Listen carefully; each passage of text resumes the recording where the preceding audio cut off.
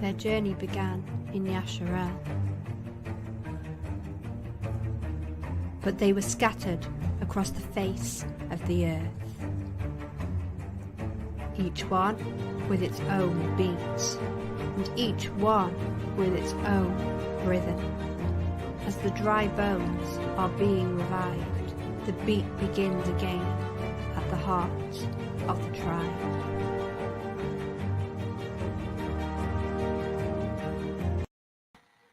Well, hello. Welcome to our Heart of the Tribes broadcast. It's been a while since we brought a Heart of the Tribes broadcast. I see several people are joining us online, and we're so glad and so blessed that you are all here. We pray that this broadcast is going to really be almost like a springboard in your life is what comes to mind after our discussions, something that helps you take that next step in the right direction. You know, sometimes that's all we're trying to do is make the next right move, right? So I want to tell you a little bit about how this show came to be. Kerry Brown, Dr. Kerry Brown, first contacted me and was interested in doing a show on an anti-inflammatory eating protocol. It takes away the environment. She was explaining it to me and said it takes away the environment of known inflammatory agents because they lower our immune system. So we don't want to be in too acidic of a state that causes our body to start hurting. And achieving a state of anti-inflammatory balances your system rather than making you either too acidic or too alkaline, which is what veganism can push you into. So as she and Nitza and I got together and began to discuss, you know, all of our ideas for what we should do on this program and on this show, what we quickly realized that our focus really was to help the remnant. We look at those who are drawn to our programs and the Heart of the Tribes platform really as forerunners for Yah. And we want to be in the very best shape that we can be. So to get into the best shape that we can achieve spiritually, mentally, and physically is what we are trying to bring forth today. So the three of us believe that this talk is going to produce actually a series of talks, which Dr. Carrie Brown will be leading for us on future shows on the Heart of the Tribes platform. And we're going to call the whole thing Preparation for the Exodus, because that's what we're looking forward to. So with all that, before I bring on my guest, because we will be discussing many things that have to do with our physical bodies, I want to give this little bit of medical disclaimer for you. The information provided on this platform is for informational purposes only and is not intended as a substitute for professional medical advice, diagnosis, or treatment. The information on this presentation should not be used for diagnosing or treating a health problem or disease. Always seek the advice of your physician or other qualified healthcare provider with any questions you may have regarding a medical condition. Never disregard professional medical advice or delay in seeking it because of something you have heard on this presentation. If you think you have a medical emergency, call your doctor or emergency services immediately. Reliance on any information provided on this presentation is solely at your own risk. All righty. And with that said, covering our Q's and T's, right? Dotting our I's, I'm going to bring on my guest. First, I would like to welcome Dr. Carrie Brown, MD. Dr. Carrie, welcome. So glad you're here. Hi. How is everybody? Y'all doing okay? Good to have you today. Now, to reach Dr. Carrie on her website, I want to let you know what it is. She's got a website called www.powerfulnaturalhealth.com. She also is a participant on she does our Mercy Poured Forth now on Tuesdays. So she is a host on this platform and a leader on this platform. She has a Telegram group. What's the name of the Telegram group? Breaking Free Health Renewal Group. There we go. So that's a lot of our Heart of the Tribes. We've kind of incorporated that in as our health Telegram group, and I'm sure maybe James or Lee will put up links of how you can get to our different Telegram groups. So welcome, Dr. Kerry. I'm excited for this presentation, and let's go ahead and bring on our other guest, my friend Nitza Moshe of Remnant Remedy. Hello, shalom. Shalom. Good to be here. So we're gonna stir up the pot today, huh? Yeah, well, we kind of like doing that, right? It's like Julia Childs, right? Actually, we're gonna try to take the pot away from you. Yeah, that's right. It's a little water with my presentation instead of a little wine, right? All right, y'all. We got to be serious. They might think we're just partiers here. That's right. That's right. All righty. So, what we're going to start with, we're really kind of looking from an assessment view. You know, if we want to start somewhere, we've got to take a look at, well, where are we at now, right? And so we broke this into three basic talks, and no laughing aloud, right, Amanda? With these three, not going to happen, right? So Nitza's going to start us off with the spiritual. I'm going to follow up with the mental aspect, and then Carrie's going to wrap us up with the physical. So with that, Nitza, I'm going to hand it on over to you to get us started. All righty. Well, first, let's start with the verse in Romans 8, chapter 8, verse 1. Now, therefore, now know there is no condemnation to them which are in Yeshua the Messiah, who walk not after the flesh, but after the Spirit, the Ruach. Okay, so one of the interesting things is therefore there is no condemnation. You know, that word, I didn't go in deep, but there's no adverse reactions.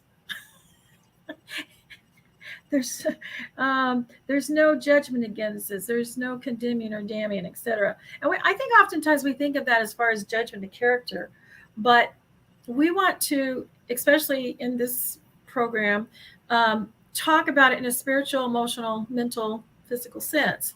And so if we're walking in the Ruach, as in if we're conforming ourselves to the image of Elohim, and we are born again, we've been filled with the Holy Spirit, and whatever, won't go into that category, but because in a sense, every person created is filled with the Ruach, with the breath of life, right? But it's that born again spirit that we want, that we're our light of being able to have eyes to see and ears to hear that comes on. And if you're not in that place, then I beseech you to cry out to Elohim to be in that place. Because this is really, we're making the presumption that this is going to be heard and for those people who are hungry to hear the voice of Elohim, Yeshua the Messiah, and to follow him. So that's kind of a presumption. So if you're kind of lost in that because you're not in that, then we invite you to take that opportunity to do so. Because then you will have more eyes to see and ears to hear, like Yeshua talked when he talked in parables. It was for those who had it in their spirit to know. One thing that I'll point out, because I am, an aromatherapist, is that we have to remember, write this down, put it somewhere. When we say wind, when we say spirit, when we say breath, when we say aroma, it's all the same word in Hebrew. It's ruach. Okay? So, we're looking for that born again in the spirit, that wind, that breath, that has some kind of light to it. More, I guess I would say more light, turns more of the lights on for you so you can see and hear when he's speaking to you. And a lot of times you'll find out he's already been speaking to you for a long time. You just didn't recognize that, or you weren't educated or taught that. I know me growing up, I was taught, that's ESP, extrasensory perception. I had no idea there was word of knowledge and words of discernment, stuff like that, especially in the denominations I was raised in. So I didn't know that until I got older. But what I'm going to address primarily is the Ruach, the spirit point of view. And what I'm basically going to do is I'm going to go back to a teaching. You can get the whole teaching on, I don't think it's on Heart of the Tribes, but it is on remnantremy.com, and then scroll down to Rumble. It's called The Aroma of a Living Sacrifice. And I actually presented this like 2019 at Sukkot because I really felt Father was calling us. I'd spent that whole year doing a lot of fasting, a lot of intermittent fasting, and etc., for the purpose of healing. And so I'm going to just present these parts of the PowerPoint because I think it'll kind of cover a lot of the things that we want to address from a spiritual point of view. So if I can figure out how to share this and do it right, I think we can do it. Share the screen. Share screening is easiest with 2 monitors. Well, I do have a monitor. Okay. Okay, so hopefully you can hear me and it's recording. Yes. Okay. All right, because I have done it where it didn't. So Do what? I can't hear you. No, I'm just I kidding. have. Oh, haha. Just had to put that in there. Sorry. Go ahead. Thank you. I fall for that almost every time. Okay. So the aroma of a living sacrifice. Remember, when I say aroma, I'm actually saying ruach, right? It's the breath, it's the life wind, it's the source, which makes that scripture come to mind. You know, how do we know where the spirit's coming from? We don't always know where the wind's coming from, but we feel it, we see it, we see the effects of it more. Right. So, and so when you get spiritually in tuned, right, you're looking for the signs, the feelings and emotions. And yes, we do have feelings and emotions. It's not all, you know, what people teach you that you can't have, as long as it lines up with his Torah, as long as it lines up with his rules and principles of blessing versus curses. And we want to be on the blessing side, not the cursing side. So the aroma of a living sacrifice, we fast, or we endeavor to fast, to ignite the fire for healing, unity in the body, and revival. Now, for me, I don't think that, I think so much in the sense of revival as we have in the past, as we're looking at a revival of the 12 tribes and the whosoevers around the world who realize that we're living in the time that we very well could see without a lot of tarry, that we are going to be regathered from the 4 corners of the earth. We've talked about it for at least 30 years. Right. You know, he hasn't brought us into the Torah and the commandments to prepare us to leave us where we're at. He knows the day and the trials of Jacob are coming. Actually, by following him, that's going to make the fire hotter and going to be leading us into the fire and through the fire, right? So we're really looking at this as being able to be prepared and being with a heart set of submission and following, so that we come to the place that we're ready when it's time to go. Okay. And it might not be that we all go at the same time. There may be forerunners. We've already got forerunners in certain places around the earth. I won't beat around the bush. You know, the gathering places in Jordan. We'll talk more about that later. But there are going to be forerunners. There are forerunners. There's more forerunners going forward. And so let me just clear up really quick this concept that if you're a believer, if you haven't come in and you've accepted the covenant with Yahweh, then your kingdom, your citizenship is in his kingdom. First spiritually, right? Because all physical has not been redeemed, but he did promise us a physical inheritance. And so you have to decide, wherever you live in the world, whose kingdom, who are you a citizen truly of, right? We're in the world, but not of the world. So whatever nationality, whatever country you're in, your number one king, this is what makes the body of Messiah a threat to the world, because they can't control you when you get this, okay? You have an eternal life. Death is not something to fear, okay? So we first see that if we're in this covenant, there's going to be an exodus and a regathering. And if that is all new to you, then I suggest you contact someone at Heart of the Tribe and you find out what the premises of that. I have 3 videos on it, on the battle of the witnesses, or who are the witnesses, or whatever. But you need to understand this is a reality.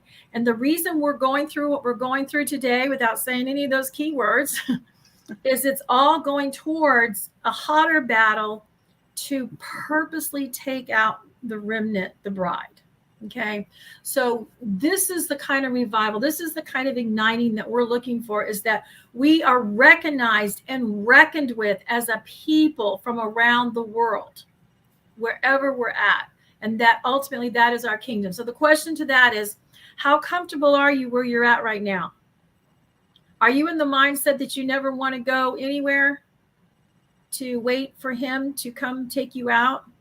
Are you willing to not willingly go, just like, was it Isaiah and some of the prophets, Jeremiah, some of the prophets? Father said, go, I'll be with you.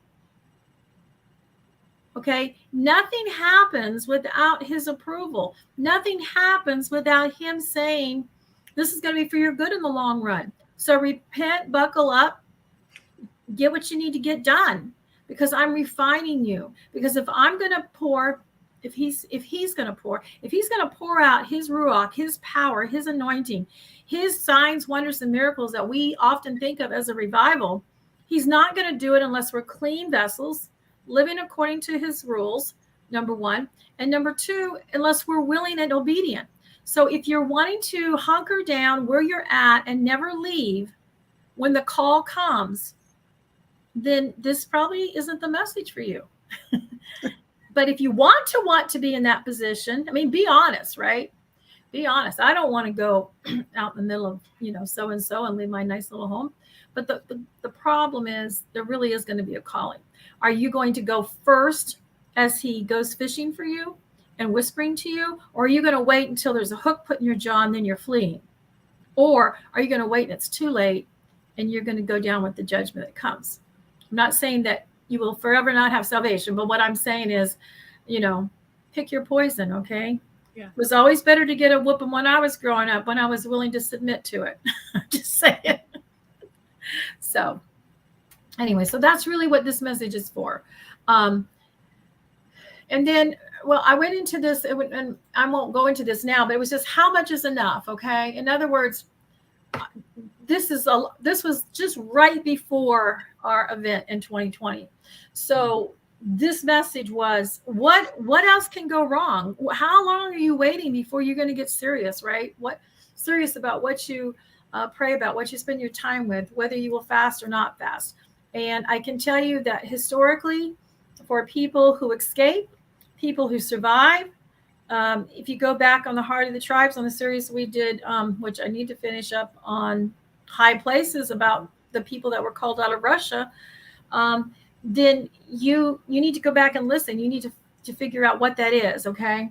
So because it's going to require fasting. There's going to be fast. There's going to be times of famine, times of fasting required that you won't even get a choice about. So exercise your muscles now, as Carrie and Chelle, share that with you. So what are we willing to do? What are we willing to do to change? Do we care? How much do we care? I think it was 2013. I saw something posted that flashed before my eyes on Facebook. You know how those things kind of just pop up sometimes. You're like, oh my. It was such a disturbing picture. I won't even repeat it. But it had to do with the other brotherhood, extreme ones across the world. And I just cried out to the Father, I don't care. Come judge, come do, come take whatever you got now. Because no one should ever have to see or endure the evil that's out there. It's, my cup's full, right? And of course, he's always got a reason and a purpose for that. So, and the scriptures are very clear.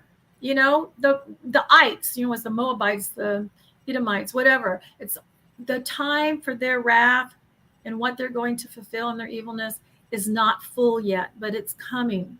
Okay. And the time is coming for us in America and other countries around the world. So what are we willing to do? Do we really want revival? Really, really? Probably not enough. I mean, I don't even think I am desperate enough. You know, unfortunately, that's the way the flesh is. We don't do much unless we're desperate and uncomfortable.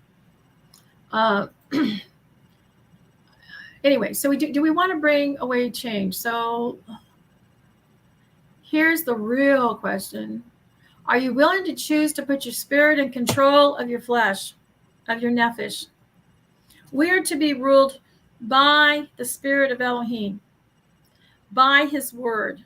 That means our wants, our needs, our desires, not to say they're not valid ones, but they have to be submitted underneath the spirit and the timing of Elohim. If you're not, you know, and I will refer this to my own experience, if you're not being loved by a spouse the way you should be, and may in fact be being abused, don't think that Father doesn't care. Don't think that he doesn't see it, but rather understand it went before his throne. And if you will take the time to press into him, he will use whatever and whoever is in your life that is making your life a living Hades. He will use it to burn out the dross in you. And what you will gain from that, no man can ever take from you. It's eternal. So be thankful for those vessels that are very uncomfortable. So are we willing to choose to put your spirit in control of your nephesh, your flesh? Are we going to submit that? Are we run by our emotions? Or are we run by the plumb line of Elohim's word? How much time are we spending in the word so that we have a renewing of our mind? Will you command your spirit to rule over your thoughts, emotions, and lust of the eyes and lust of the flesh? You know, maybe too many emerald rings. I don't know. But we need to fast. We need to pray. And let's look at this verse. A lot of people look at this verse. And, you know, especially in America, this has been very political sized, as I would say it. If my people, which are called by my name, shall humble themselves and pray and seek my face and turn from their wicked ways, then will I hear from heaven and will forgive their sin and heal their land. Now, this is always applied in the Christian world as to wherever you live. Right. But the context is to Israel. Yeah. To the 12 tribes. I think it's good in the land, and it's good outside the land in diaspora. He's saying, if you will repent, if you will humble yourself, or you return to my ways, and he's been doing this for at least 30, 40 years, especially as we call it, whatever we call it, the messy movement, the Hebrew movement, whatever we want to call it, right? Those who embrace the whole word of God from Genesis to Revelation, the purpose for that was to prepare us to bring us back to the land. We got kicked out of the land for not adhering to it, okay? But he's given it back to us so that we can return to it. That's what he's doing, and in the process of healing us and making us ready for the land so that we can return. But there'll be a staging place before his redemption and his return. Why is prayer with fasting important? You know, my question always was, why is it that it seems like you get Yahweh's attention more so if you're fasting than if you're not? Right? I mean, to me, that just seems to be scripturally very evident. And so as I was pondering that and I won't go into all these verses because we don't have time with this show, but here's the deal. Guess what? You actually end up being a living sacrifice, literally. Literally, okay? So if what our obedience is and our works is the aroma that goes up to the heavens to Elohim, is either pleasing and is an aromatic bouquet that he wants, or it's a stench. And when the Mashiach returns, he judges us by how we smell. He doesn't judge us by eyes. He doesn't judge us by, touchy-feely. And actually, there's a parallel story to that with Isaac and Jacob and Esau. Anyway, that's another whole teaching, but that is what it is. And so when we encounter the Mashiach, we will know him by his aroma. which is believed to be the original aroma of the garden. And he will know us by that. Okay. That is how he's going to judge, because the sense of smell in a nutshell is divine. It wasn't involved in the fall. And I explain that in some of my teachings why. And it's part of a very key part of your discernment is to be able to smell. And we smell things we don't even recognize or don't even register us with our pheromones. And of course, that's all kind of, that has to do with how we bond to our newborn babies, our brothers or sisters. It's how we bond to our mates, etc. But then we have this world of what's going on out there. We don't realize the pheromone activity between people who have and have not partaken in Pharaoh's system. So Psalm 35:13, but as for me, when we were sick, my clothing was the sackcloth, and I humbled myself with fasting. And remember, he humbled his nephesh, his soul, with fasting, and my prayer returned to my own bosom. And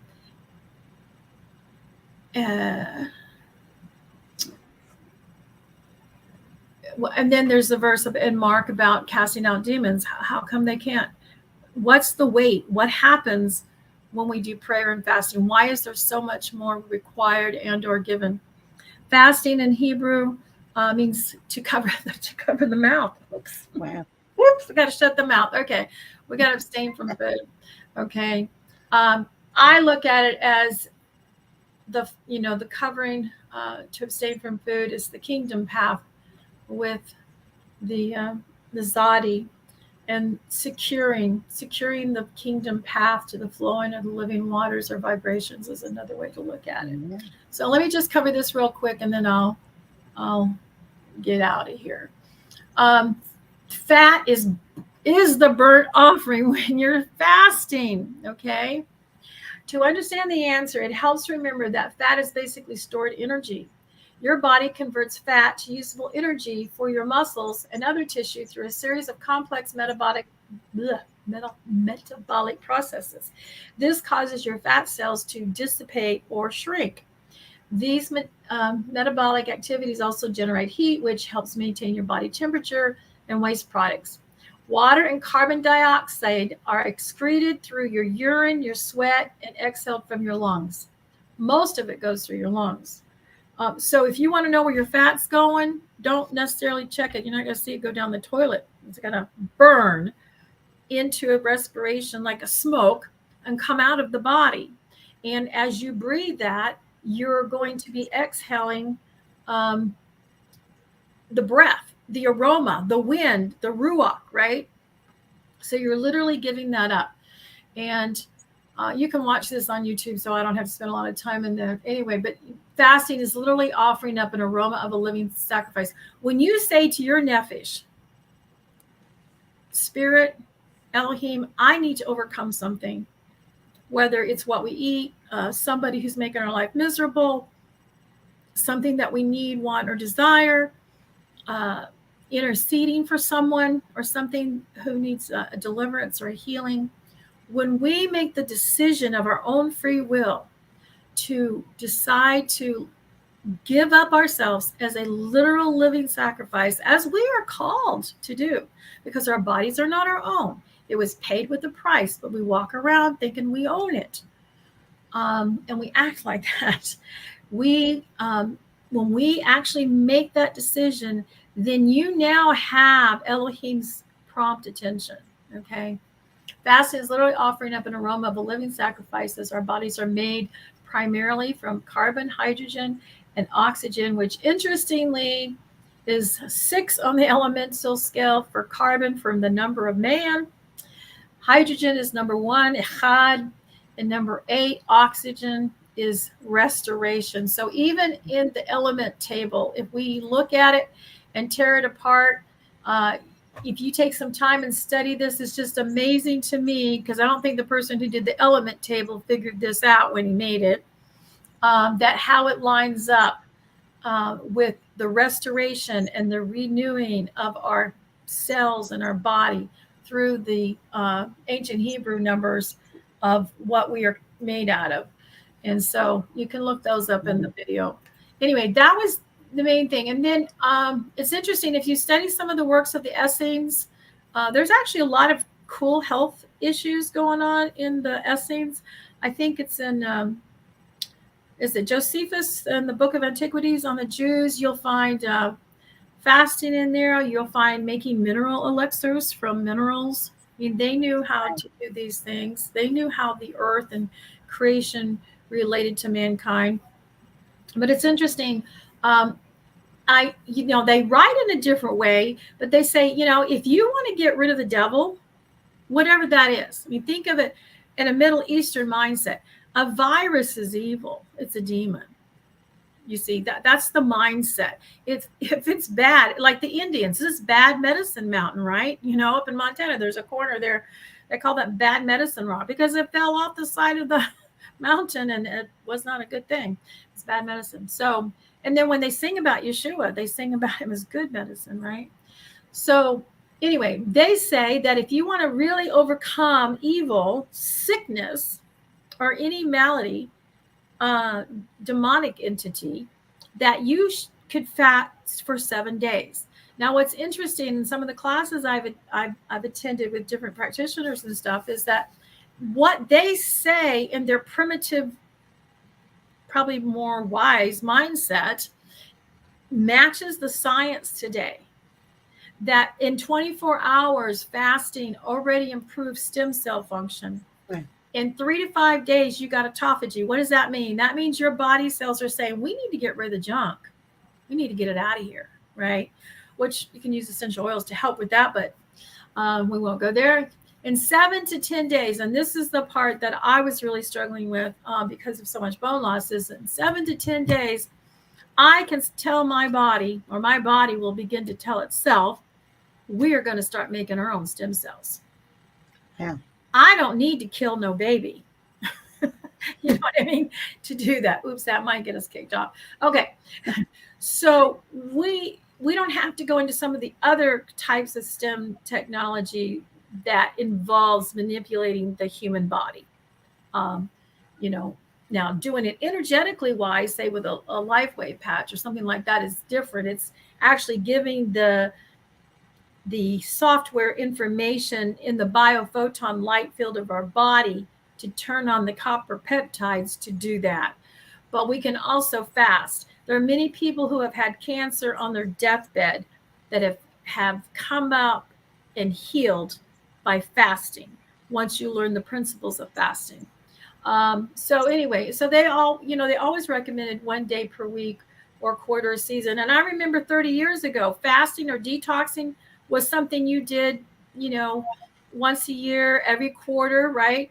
To regain your health and to maintain it. The problem we have today is we are bombarded 24/7 that's not enough. That's just certainly not enough. And the biggest problem, as Chelle knows, is that some of us, by this time, most of us do not methylate, or we don't, in other words, our body doesn't process the toxins out fast enough. Okay. My husband happens to be one of those ones who it must go as soon as he inhales. But anyway, but for most of us, that's not the case. And so as we are not able to keep up with the toxins and all the things that attack our cells, then we become ill. That's where illness really sets in. So anyway, it was just interesting that ancient wisdom with the Essenes, which goes back to ancient Israel time, actually lines up with today's research on fasting. And one of the things I want to say about fasting is what you're doing by fasting is you're tearing apart this system of an environment that you have built up to be a wonderful host to them.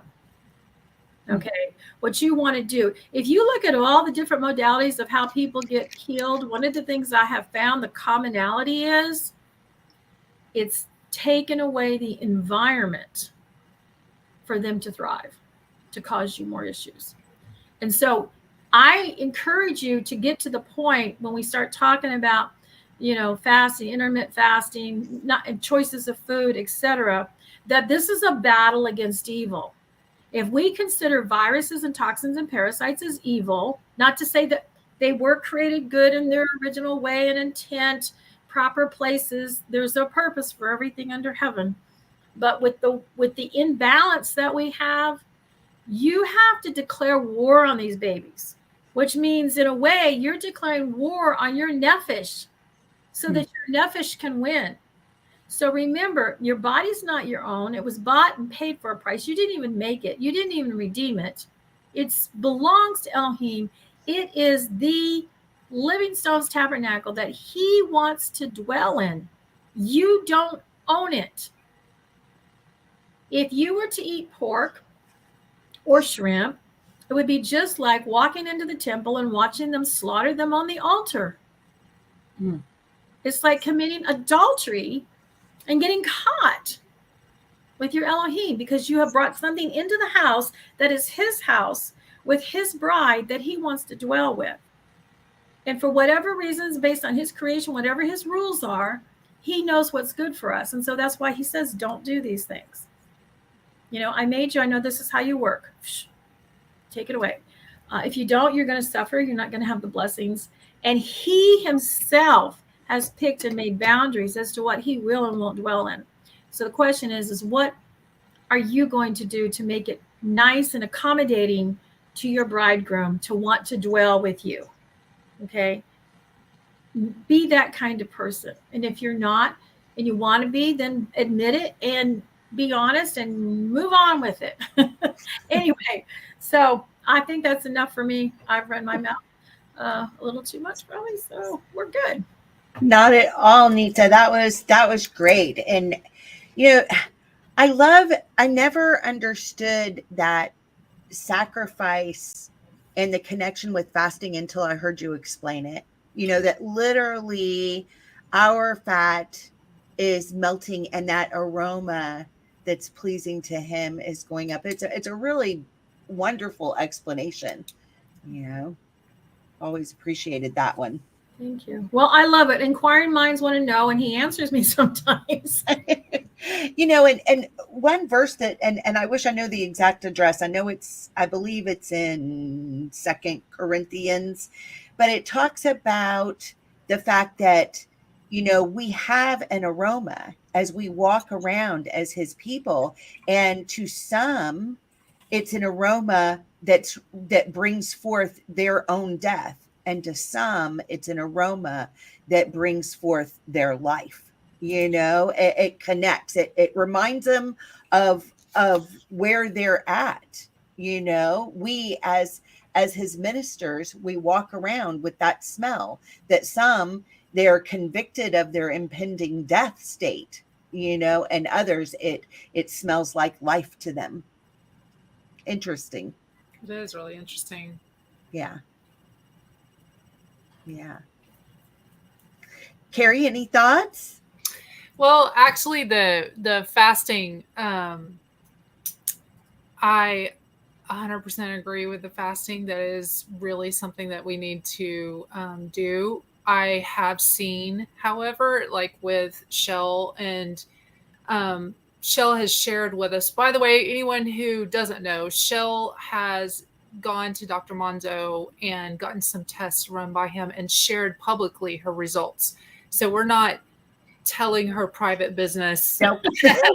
No, I did that all on my own. Yeah. So I just want everybody to know that if you ever came and talked with us, we wouldn't then broadcast it on a show. That's right. You'd watch it, you'd be like, hey, what's up with that?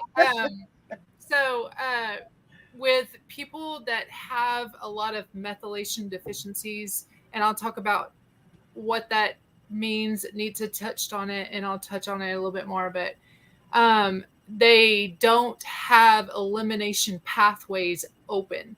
So how she was talking about the lungs expel it, if your lungs are even open to expel it. So that's what's going on. And I'm going to be really cautious because I don't want the last time that Chelle interviewed me, I think I said 1,000 wrong terms. And YouTube was like, we're going to kick you out and move you elsewhere. So I believe that there is a technology and an organization that is spiritually run by Hasatan, by Satan, that is turning off our abilities to get rid of toxins, and so they are building and building and building, and just right out of the gate, if you have methylation issues, if you begin to fast, you might have some serious health consequences from that. So if Yah is telling you to do it, then man, go do it. Go fast, because he knows your body better than you do. But if you have not gotten clearance from Yah, then I would start off with smaller than just, like a no food fast, or no food or water, which is called a dry fast. I would say, how about you how about you fast for 2 hours? How about you go 1 hour longer between meals? And the only reason I'm saying that is because I have seen in the United States, it's a across the board problem, is that you tell people you need to fast, and the first knee-jerk reaction is, no, I get nauseous, I get dizzy, I get really sick. They're literally describing a methylation deficiency that has shut down the body's ability to get out the toxins. And so their body is being made sick by that fast. And so if we can ease people into health, that is where we need to be. But you need to be definitely talking to Yah about, what do you want me to do? And he knows where you're at. He may have already prepared you to get ready to fast, and so you can and go fast. But my dad was a diabetic, and he spent 20 miserable years suffering from it. And I would have never told him to fast, just because he was such a bad state. He was a train wreck. And you don't go to a train wreck and just hand him a shovel and say, get at it. You got to just piece by piece work at it and get down to the core of it and clear the tracks. So that is where I would, as a practitioner, tell people is, number one, always ask Yah, is that where you are supposed to be, is fasting? And if he says yes, then go for it. If he says no, hang on, then move slower. And we could talk about the moving slower parts as time goes on. But we're all at places of disease. Right. We're all at those places. So don't look at any one of us and think, well, we got it all sewed up, because that was a part of this whole conversation, and how we got to making this show was we were all talking about, we've got to do better. Something's coming, so we got to do better. So anyways, that's my 2 points. 2 points. Excellent. 2, whatever. There you go. It was worth more than 2 pennies. My points are worth more than pennies. So they really are. They really are. Was there anything else you wanted to add to this section, Nitza, before we go on to the next section? No, I think we're good. You know, I mean, you could spend a year on it, but go ahead. I know. Gosh, well, I love that. And really, Kerry, what you were sharing kind of leads into my part. When I'm looking with you guys, you guys have a lot more experience coming from the medical side of things than I do. I'm just, somebody who's trying to get through her own medical crisis, right? That's where I'm at with it. And so I've just dealt with this stuff for a long time. So we do have a question, and I think this is valid and a really good question from the Colettis. What is methylation? So Dr. Kerry, will you take that question before we begin my part? Okay, so maybe you guys have heard of MTHFR, which is a bad spelling for a bad word. Yeah, it's a word that's literally this long, and they were just like, let's just shorten it. And so it's MTHFR, but it is only one of the many methylation things that happen in your body. So let me tell you what a methylation is. So in 2012, they finally finished decoding the human DNA strand. And so when they did, they discovered that we weren't just digesting food and stomach acid was churning it in our stomachs and then going into our small intestine and large intestine and then out, finishing up, what they found was there was genetic components that were a part of our digestion. And so this is called methylating. And so when you get, say, the most famous one is that the MTHFR can break down your ability to take B vitamins up into your body. So you could be, there's B vitamins in a type of B vitamin that's in really good whole wheat bread.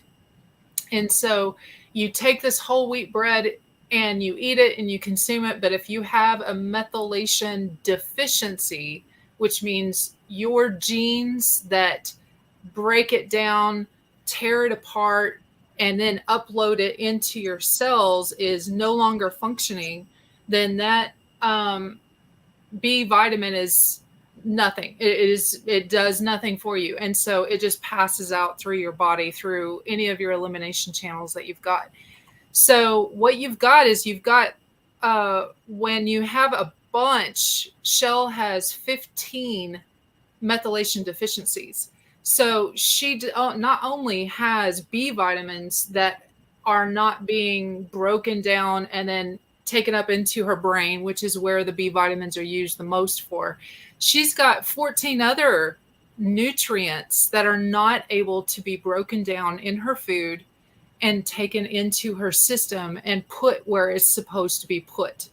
So you could say that methylation is like your train system or your mass transit system that is taking people from, say, Tokyo to the Fukushima plant. I don't know if I should be using those, but I don't know. I don't have mass transits where I live. So that was the first thing that popped in my head. So all these massive people that are there in Tokyo, when they get on the train, they just get shuttled off to a broken railway. The railroad is just broken, and and the train dies and all the people die. And then it just keeps doing it over and over and over and over. And it won't be long before Japan ends up being a broken society because it no longer has the people to make it function anymore because they've all been killed going from Tokyo to Fukushima. So that's what methylation is. Methylation is literally the ability to take nutrition into your cells. So if you have a methylation deficiency, you cannot take in nutrition of various varieties. And so back to the B vitamin, that's why you will see that there are different B vitamins that are out there now. Methylfolate, the methyl means that they've already methylated it for you in the lab. So whenever you take it, you're taking in something that's already been broken down for you, so your body doesn't have to struggle to try to do it. And one other thing is, if you're taking in something and your body cannot process it, your body can see it as a toxin and can be really burdened by it, just as much as if you took a glass of bleach and decided to take a sip of it. It can be seen as awful to your body as that. And so that's why you need to have your methylation either fixed or take in the nutrients in a methylated form for your deficiencies. And And it's also why you got to be real careful with, any sort of detox. Any detox you do, if it makes you sick, you've got something that's not firing on all cylinders in your body. So, Wow. Wow. I mean, listening to you explain that, Carrie, I understand even more now. You were able to explain my situation better than I've been able to understand my situation, just good. living through it. So thank you. That was excellent. And I see Nitza's been adding us some comments in here. Nitza, did you want to share some of that so that the audience listening by podcast will be able to hear that too? So I basically, pulled this from the internet. Definition is a chemical reaction in the body. This is talking about methylation, in which a small molecule called a methyl group gets added to DNA, proteins, or other molecules. The addition of methyl groups can affect how some molecules act in the body. For example, methylation of the DNA sequence of a gene may turn off the gene so that you don't make the protein, which in my case, the way I learned is, so it doesn't matter what you're doing to say, do all these different things for supplements or nutrition for your bones. If your methylation or gene is turned off for that, then your bones are going to continue to decay, and you're spending all this money on something to get what you need. But what you got to do first is learn how to get those genes turned back on. Yes. Which, of course, we've learned that we can get them turned on with the ATV body system and other things. And then, Carrie, my question for you is, I get it that when people start feeling bad when they're fasting, or just removing wheat from their diet, or just removing dairy, because those in and of themselves will give you detox reactions, because you no longer have the inflammation from them and your body's trying to get rid of them. I mean, just eating vinegar potato chips, you can taste and detox aluminum all night. Okay. Don't ask me how I know, but that was my point though, is, so my question part is that, on the other hand, a lot of, because I come from the old school of herbs, is, well, that's a detoxification process, and you don't want to go into Herxheimer's if you can avoid it, right? Which means an overreaction to your body throwing off all these toxins, which is why we use certain herbs during a detox. Like, for instance, Dr. Schultz, one of the things he does in his detox programs is he puts in echinacea. Well, echinacea is something that, kind of pretty much kills most bacteria and some viruses, although I think golden soul is a little better for that, but I think it's in one of his formulas too. So, where's that catch? And some people can't handle any detoxification reactions. I personally, and maybe I'm wrong, because, as you guys have pointed out to me, I'm a little hardball, but, for me, it's a battle. Yes, I need to keep it under control enough to be able to function on my daily life. If I can't take the time to be, down and spinning around, because usually that's what it does. If I go into detox, I get vertigo. However, there are other things that we can use. We can use coffee enemas. We can use certain herbs. We can use certain essential oils. We can do mechanical things, like we can use the different herbs to clean out the bowels, which is number one. You got to always keep that plumbing going, right? You might want to take magnesium to keep the plumbing going. Whatever works for some people may be different. But where do you get that balance between, it's just something that's turned off and we need to get it turned on? And I know with liposomals, you can get some things turned on. And that's actually, I think, the end result, correct me if I'm wrong, of a detoxification. It does get some of the things turned on because you got some of the junk out. So are you going to eventually talk about those things that you can do to alleviate those symptoms versus hanging in there? Because that's usually when people quit and they return to Pharaoh system and the medications or the surgeries. Yeah. So it's a very, very loaded question. And it is one that every single person is, there is no one size fits all. Right. And, I keep going back to Chelle. Sorry, Chelle, you're just going to be No, that's good. I'm good with it, you're the because pet project. I'm going to talk about my own situation, because that's the only experience I have too. So go right ahead. Okay. So, with Chelle, if she was my client, I would be checking on her probably every week, because I would be very concerned about the 15 methylation deficiencies that she has. Number one, just worried that she wasn't even able to take in enough nutrition. Like, let's not even worry about detoxification. I mean, like, this poor lady can't even consume her food and utilize it in a way that is necessary for her body to stride out and meet the day and the challenges of the day. So the fact that she's sitting here smiling, and not under the desk, like her husband may be propping her up, you get back it.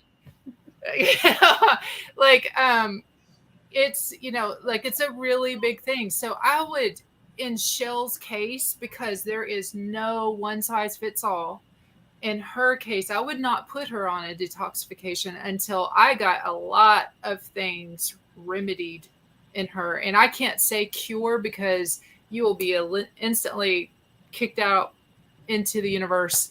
And so I would renew her health. I can say that. Help restore herself, right? Yeah, I can't even say that. I mean, honestly, like, because it would be her renewing it. All I'm doing is just being like, hey, what do you want to work on today? Because we could do this, this, and this. And she would tell me, because that's the difference between a naturopath and a medical doctor. A medical doctor is like, we are going to do this, and then just beat you over the head with it. And so with me, I would ask her, what direction you want to go this week? How are you feeling this week? Do you want to maintain this week? And then there would be a time where she would finally, I wholeheartedly say this into existence, there will be a time where your methylation will not be so turned off that you will be able to let go of toxins, and your body will be able to handle it. And awesome. Whenever we saw that moment, I would then say, okay, here we go. And then I'd probably then check on her every single day. Honestly, I'd just be like, how you feeling? During the detox, because I would be, she would be the special little child, because that's pretty tough. 15, because I studied the methylation deficiencies. That's what my practice was built on before, whenever I shut it down for my son's surgeries and stuff, it was methylation. I tested for methylation. I then had supplements that I would recommend.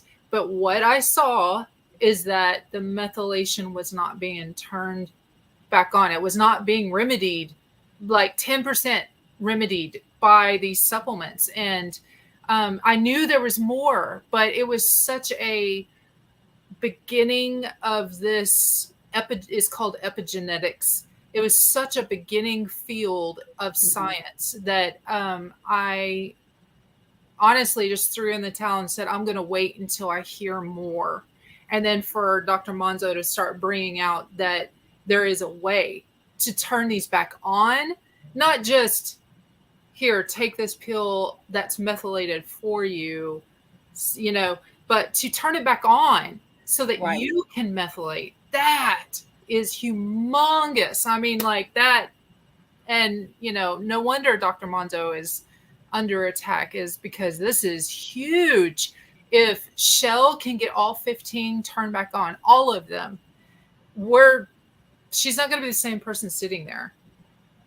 And so anyways, I don't know if that answered your question. I kind of felt like I just ran down. That was great.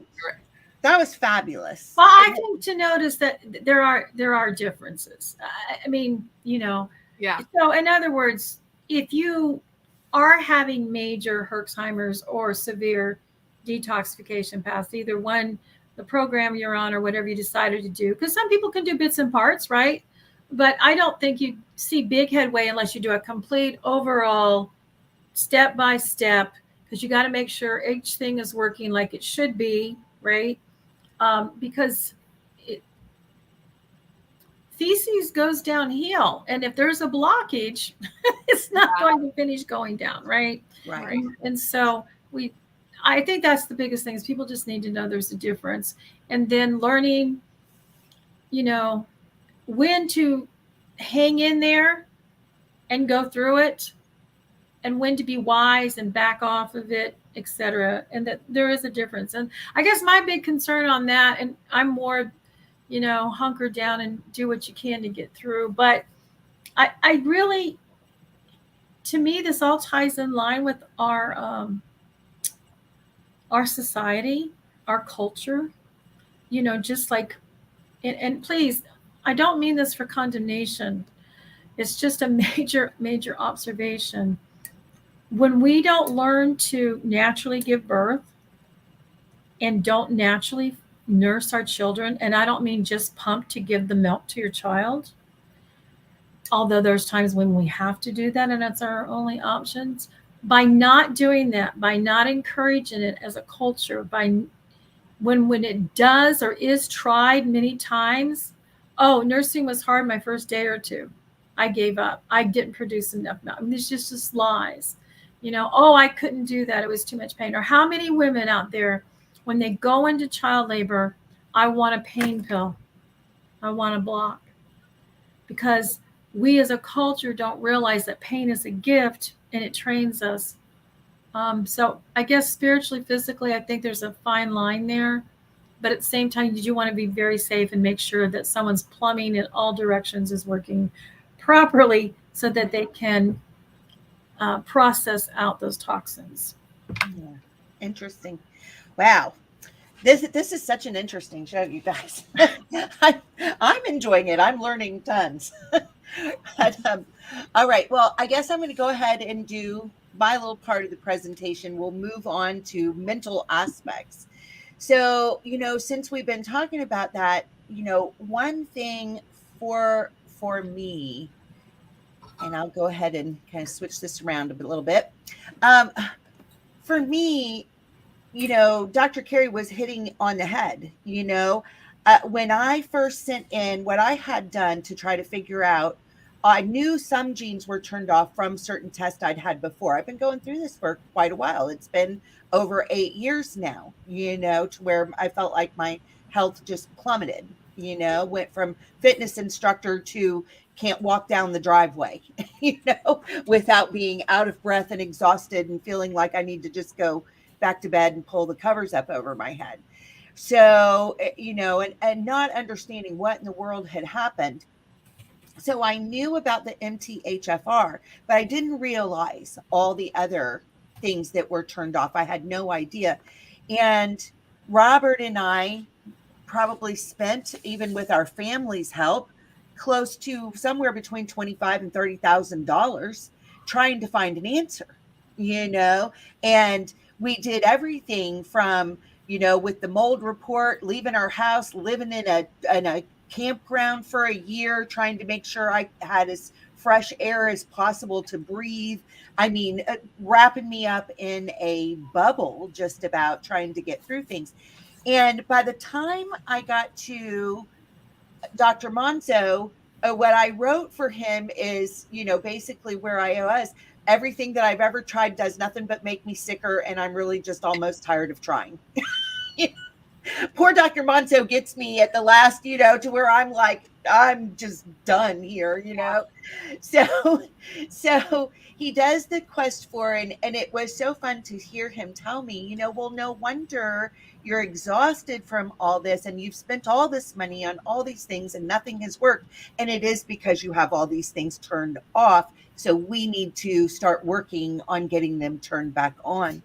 Well, my component on that, in my part of it, to me, I love what Nitza's sharing on the spiritual level, because that spiritual understanding of looking at it from that bird's eye view is what's going to prompt me to work on it mentally, because if I don't, the spirit view gives me hope. Mentally is where I've got to set my face, like thinking about where I think about it, is a couple of things.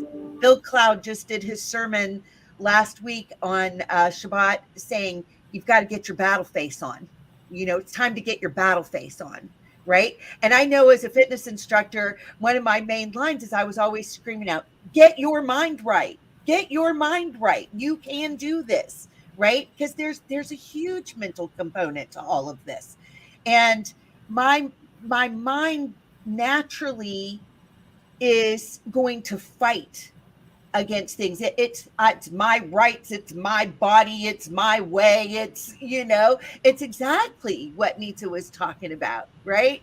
And so that's my part of it. I've got to get a hold and say, am I going to say he must increase and I must decrease? Am I going to ask myself that question? Am I going to keep myself in the realm of faith and put my flesh into submission to what he's saying? And if I am I going to be reasonable and listen to I believe Yah speaks through people. I believe that he speaks through many people in my life. I consulted with Dr. Monzo because I believe he's an expert. Nitza has been an expert in my life for many, many years. There has been many things that she's helped me through. Carrie's a new expert in my life. My husband has a voice of love and authority in my life because he's on my side and he wants what's good for me. I've got Nurse Lee, who is that friend who's calling me every day. How are you? How are you doing? Always with the encouraging word and helping me even emotionally balance things. And that's the part that I think that the reason that I'm sitting in this chair and I do what I do is because I do my best to put my mind in the right frame of mind. I figure that's the one thing that I have to give others, is that's why we do Mercy Poured Forth. That's why we do the shows we do. Let's get our mind in his word. Let's getting it to submit unto him. So I was looking at a couple of things saying, okay, even after our talk yesterday, I was like, wow, I've got to come up higher in some areas and I've got to figure out the right way for me to come up higher in some areas. And I know for me to throw myself into a total 7-day fast, I would hurt myself. I would hurt myself big time. It is not where I'm at.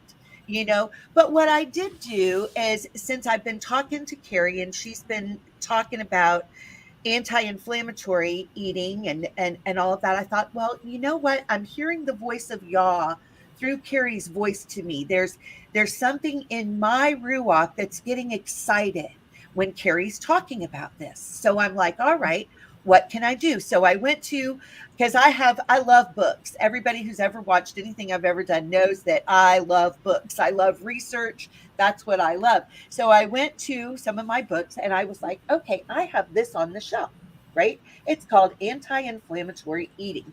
This book by Michelle Babb. And so I started looking at it and perusing through and thinking about it.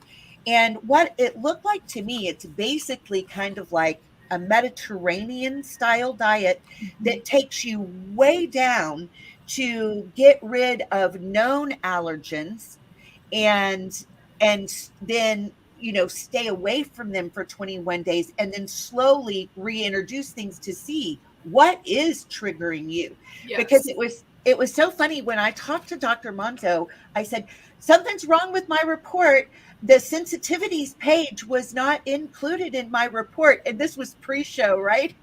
And he says, Chelle, of course it's not included. He said, because it'd be like a book. He said, your genes are turned off. You're sensitive to everything. You're going to react to everything right now. And it was like, oh. That's so good. But I was joking with you guys yesterday and said, part of my problem when you hurt all over like that, you can get into this mindset of I just want to, wrap myself up in a warm fuzzy blanket and not move. But you know what? That's where the enemy would love to have me. Yeah. And I was joking with you guys that I think that I read the word that said it's time to buffet your body that Paul was talking about and turn it into it's time to buffet your body. Yes. And I don't want to do that because that's really not going to help me out of the situation.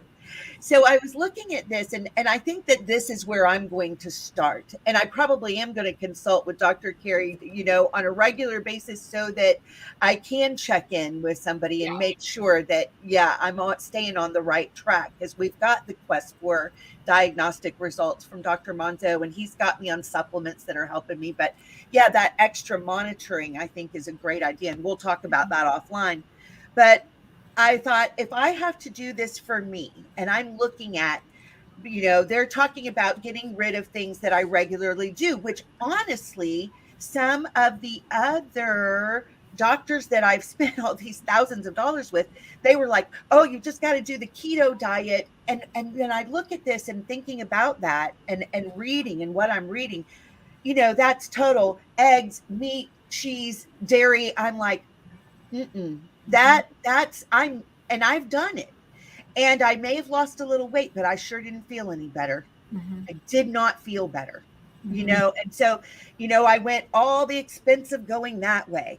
And so I looked at this, and I'm going to try this because it's talking about, basically it's kind of a Mediterranean style, but I looked at it right away, and it's like, you got to get rid of your caffeine, that's a trigger, and I'm like, oh, I don't want to get rid. I love my coffee. I can't wait to wake, because it's talking about eliminating dairy and coffee, right? And so my first thing is, but that's my favorite drink. Yes. I like salted cream, heavy cream coffee. Yes. And that's just what I love. And then just, one brownie before bed. It's buffeting my body. Yeah. It. And so if I'm going to make an honest assessment, I've got to be honest with myself about that. And I'm like, all right, so why do you comfort yourself with food? Why is that your comforting thing? Because that's what I do. And through it all, that's what I turn to. And so I picked up another book that I have. It's called A More Excellent Way by Dr. Henry Wright. And I turned to his section on chemical sensitivities and environmental illness, which is what comes back at the top level of what's bothering me the most. According to the Quest 4 that Dr. Monzo did for me, these are my biggest challenges, is I react to everything, right? So I went to that, to Dr. Wright's book, and I start looking at it. I'm like, I want to look at this to try to get my mind right so that I can cooperate with the Ruach, because I've got to get it to where my will submit to his, and I've got to do whatever's necessary to make that happen. So I'm reading what it says, and I just typed up a little bit that I wanted to share with everybody out of his book. He's saying that the chemical sensitivity, the environmental illness, has a fear, stress, and physiology component. Most people we deal with who have this multiple chemical sensitivity and environmental illness have been devastated for 5 to 20 years. And so I looked at that because he's talking about the fight flight thing. And every doctor I've ever talked to, I come from a lifetime of trauma. Everybody who's listened to my story knows that. I've talked all about it, between alcoholism and sexual abuse, and it just, it's all been there. It was a whole ugly ball of wax, right? By the time I came to the foot of the cross and said, here's the ashes, and believed that he would turn them into beauty. He says, I will give you beauty for ashes. And that's all I had to offer at the foot of his cross, was the ashes of my life, and I just believe that he will turn it into beauty. And I see him doing it day by day, moment by moment, little by little, precept upon precept, line upon line, changing, empowering, making me new in his image, right? And it's a process, and I'm walking it out. It's working out that salvation with fear and trembling and learning how to have a relationship with the king, and becoming more invested in his kingdom than in my wants. And that's what it is for me, you know and I'm learning how to do that, and I'm still in the process, and I think I will be in the process until that day he calls me home and says, well done, good and faithful servant, which is my goal. That's my goal. That's the goal line for me, is to come into his kingdom and hear, you completed your course, well done, good and faithful servant. For me, that's the goal line, right? Right. All right. So I was looking at this, and he says most people have been devastated for 5 to 20 years. Most of them are universal reactors. Well, my tests show that. Dr. Monzo told me that, right? Yeah. So my finding in thousands of cases across America over the years is that MCS, multiple chemical sensitivity or environmental illness, is the result of a breakup in the human relationship between the person who has the disease and someone else. The other person is usually a close family member, and one or more of four life circumstances is involved, either verbal or emotional abuse, physical abuse, sexual abuse, and a drivenness to meet expectations of a parent in order to receive love. You want to talk about a whole ball of wax, right? They just read you. Yes. Yes. So concurrently, the individuals find themselves living in an atmosphere sterile of love and emotion. And it seems like they're in a straitjacket as far as relationships are concerned. It is an anxiety disorder compromising the immune system. And here's something I don't think that I've shared publicly before, but I will. One of my biggest concerns for a long time in my salvation experiences is I didn't feel natural compassion towards others. It was like something was shut off in me. And I didn't, my husband and I've been able to talk about this. I'm so grateful for him in his life. In my life, is I didn't even understand until I was married to him. And I did not marry Robert until I was 45 years old. But I had no understanding that men had real emotions. I didn't get it. I didn't understand it.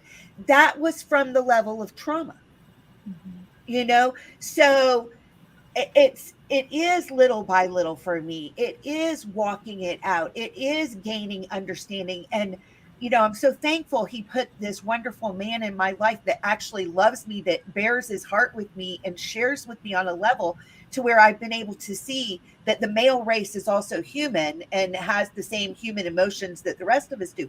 I literally didn't have the capacity to understand that. I just didn't, you know? So back to what Dr. Henry Wright had to share. He said, from the standpoint of ministry, when dealing with multiple chemical sensitivity or environmental illness, we bring a person to a place of safety.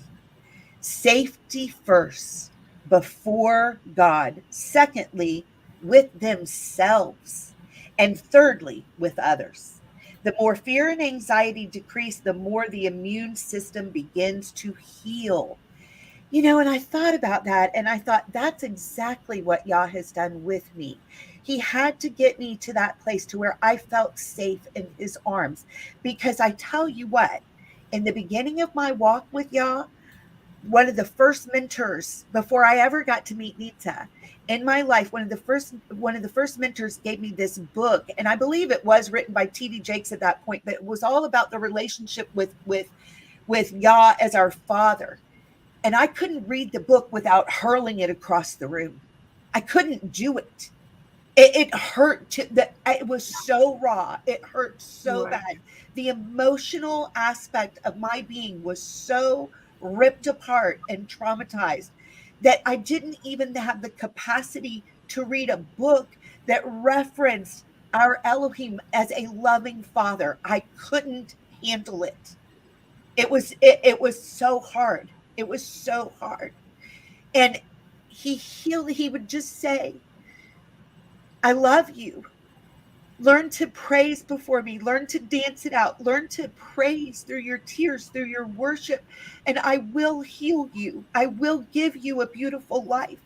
But I'm telling you, everything, it's so funny.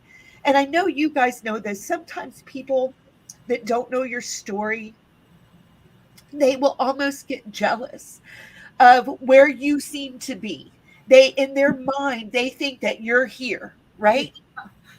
They don't know what it cost you to get there, because there is a cost. Yeah. There is a cost. And I know for me, I have made that journey of 1,000 miles. Not that I don't have a 10,000 more to go, but No. I've already walked 1,000 miles to be where I'm at right this second.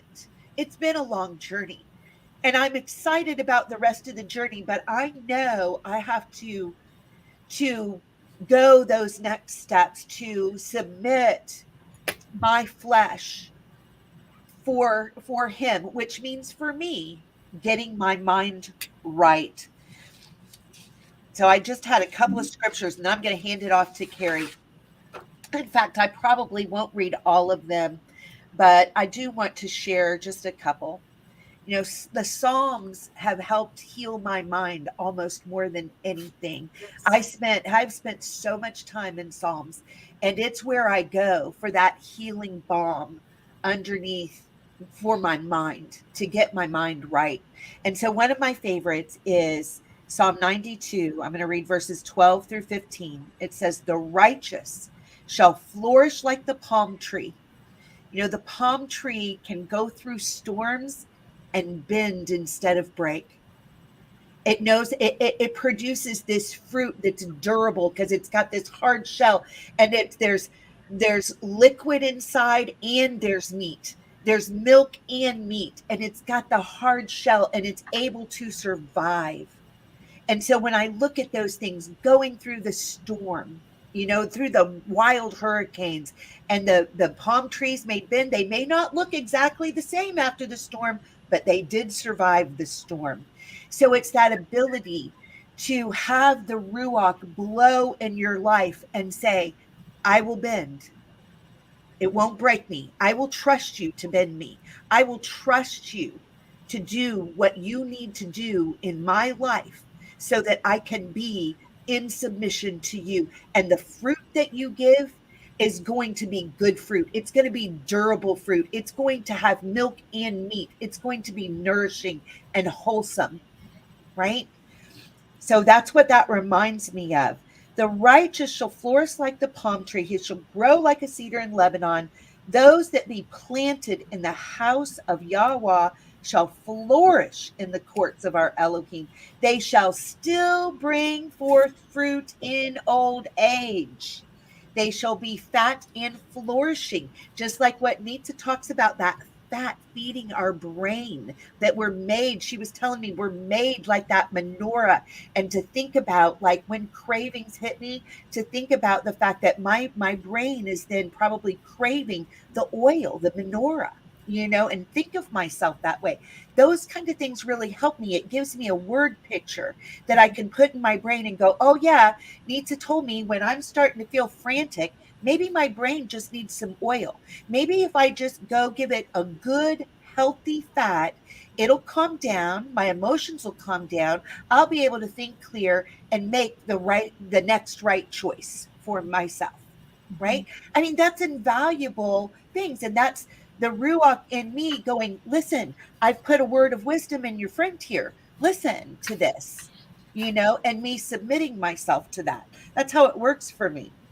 It says, the last verse of this, so they shall still bring forth fruit in old age. They shall be fat and flourishing, to show that Yahweh is upright. He is my rock, and there is no unrighteousness in him. And then I love this one in Romans 4, 19 through 25. And then I'm going to pass this on to Carrie. And Abraham's faith did not weaken, even though at about 100 years of age, he figured his body was as good as dead, and so was Sarah's womb. Abraham never wavered in believing Elohim's promise. In fact, his faith grew stronger, and in this he brought glory to Elohim. He was fully convinced that Elohim is able to do whatever he promises. And because of Abraham's faith, Elohim counted him as righteous. And when Elohim counted him as righteous, it wasn't just for Abraham's benefit, it was recorded for our benefit too, assuring us that Elohim will also count us as righteous if we believe in him, the one who raised Yahushua HaMashiach, our Elohim, from the dead. He was handed over to die because of our sins, and he was raised to life to make us right with Elohim. That's what inspires me. That was amazing. That was very good. I love that. And so I don't know if anybody's noticed, but we have been talking about our spiritual, our mental, and my part is going to be about the physical. But isn't that how we're supposed to worship Yah? Is with all of our mind, all of our spirit, all of our strength, which would be our physical body. And so we do that, and then we love our neighbor as ourselves. And those two things, the entire Torah and all the prophets hang off those two pegs. Mm-hmm. And so I'm not saying that you are fulfilling everything if you do those two things, but it kind of sounds that way. Mm-hmm. Everything hinges off of those things. A door without a hinge is just going to fall off. So, we don't want to be that door without those two hinges of pursuing Yah with everything within us. Yeah. Everything within us. And then, loving our neighbor as ourselves. And loving your neighbor as yourself means your kids and your husband, even if you don't want to. It's like, take the trash out. I don't know, whatever it is that you're upset about at the moment. But, love them. And so I just want to quickly say, because we're getting at the hour and a half mark, and I know that it kind of gets tiring for a lot of people that are listening. And thank you for sticking in there with us. Yes, thank you. Yeah. So basically, what Yah has been showing me is this show was it blossomed into what it is right now. But it was meant to be let's just talk about being anti-inflammatory, because it's a foundational thing that we need to do for our physical bodies. Is we have to stop putting things into our physical body that is literal poison. It is a toxin. It's a poison. It's something that's going to cause our body to struggle. I mean, let's just boil it down. Are we struggling physically by our own actions? And so that's what I was approaching Chelle about. Is I was strongly feeling that I needed to tell Yah's people, we have got to stop poisoning ourselves. We're literally helping the enemy. Yeah, we're helping them every time that. Talking about the anti-inflammatory, and literally got convicted because I'm like, yeah, I really do like coffee. And I was just like, why did you have to bring that up? I had forgotten about that part, because I really do. The heavy whipping cream. So, we've got to stop allowing the enemy to have a place that we are opening the doors for. We are contributing to our own downfall, and we've got to stop that. We have got to stop. If there is something that's hitting us that we can't help, like say EMF, cell towers, or the things that have been hitting us since 2020, we can't help that. But what we can help is to stop helping the enemy. And so I just found out, because us practitioners, I mean, we're scrambling trying to figure out more about the thing. Solution that's been forced on so many. Yeah. Well, finding out about that, but also finding out about what is it that hit us in Yes. 2020. And Right. so the thing that is a protein that has things sticking out of it that they keep showing. I think that Dr. Monto is good in saying, weaponized pathogens. Okay. Right? The There you go. weaponized pathogen that they have, hammered into our head that is part of this. It is naturally inflammatory. Yeah. It is going to cause inflammation at the very, very, very, very least. Inflamed, maybe sinuses. Let's just say that. So you don't add to it by then going and eating inflammatory things.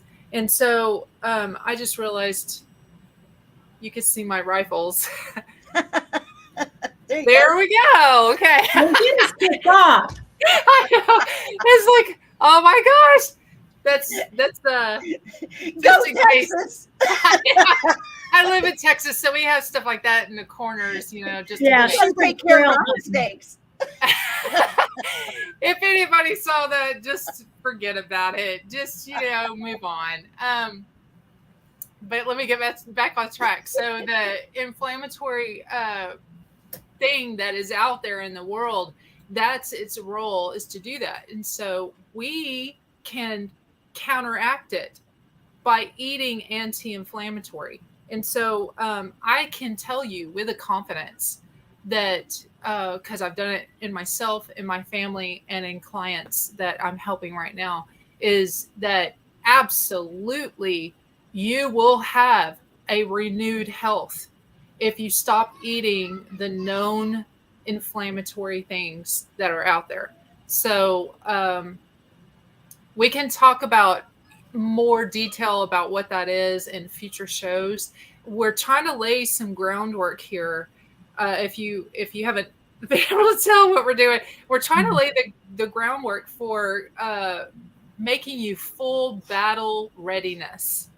And that was what I have written down in like all caps in my spiral is there is things that are coming, and they are coming quickly. And I today have been bombarded with an email from someone that is a very good person to listen to for like devotions. Nitza, maybe she can read it. We talked about reading it in this thing today. She has podcasts, and she has a great accent. So if you love listening to her accent, it's very melodic. I loved it. But it's more than that. She was talking that she is feeling it is imperative to get ready, get your full battle readiness. And that was sent out today. And I didn't think that it was a coincidence that this was sent out today. And so the point of what we're doing is submit yourself spiritually. And then that will move your mind to submit to whatever y'all is telling you to do, which then your physical body will then submit. But it all boils down to submitting to Yah. Is so if you submit to him, then he'll show you what you need to do for eating. He'll show you what you need to do for exercise, because I can tell you right now that I go and I exercise hardcore, and then I have lots of times where it's everything I can do to just do one workout a week. I there's just times where I'm just not in the mood, but I know it's good for me. And so just going and working out, I've started thinking I'm going to start working out with the mindset that I've got to be healthy to help my kids who are, grown. They're grown adults with their own kids. I've got to be able to help my grandkids. I've got to be able to help my neighbors, because love your neighbor as yourself.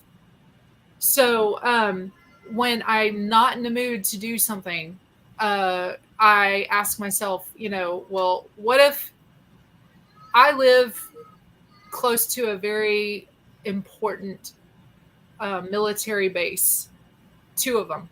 I'm like dead center in between the 2. And so there's a possibility that if World War III was to pop off, that there could be things that would be happening in the world around me very, very close to my house. So it would be scary. Just the adrenaline and the fear of that. I've got to be able to withstand the adrenaline and the fear of it. But number 2, will I be able to withstand, say, scooping up a grandkid, because we have a multi-generational home? Will I be able to scoop up a grandkid if need be and take off running?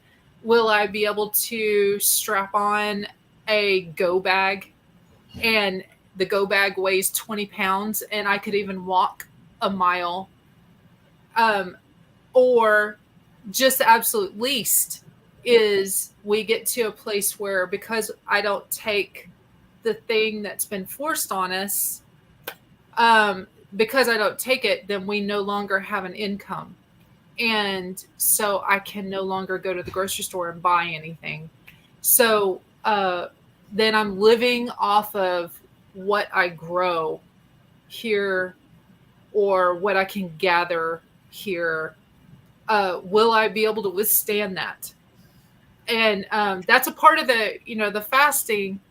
That's going to be where it comes into play is, we are so, here in America, so fat and sick and lazy. And I am telling you from a former fat, sick, and lazy person who began to eat anti-inflammatory a year ago.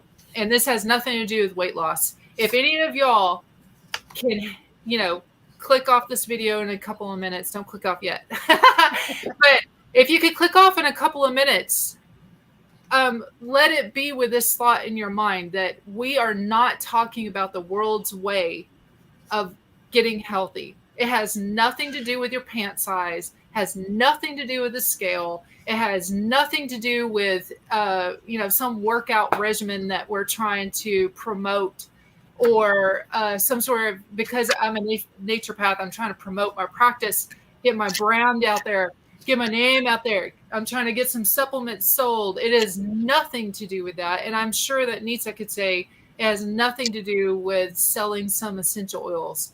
Right. There is something that is right at the door.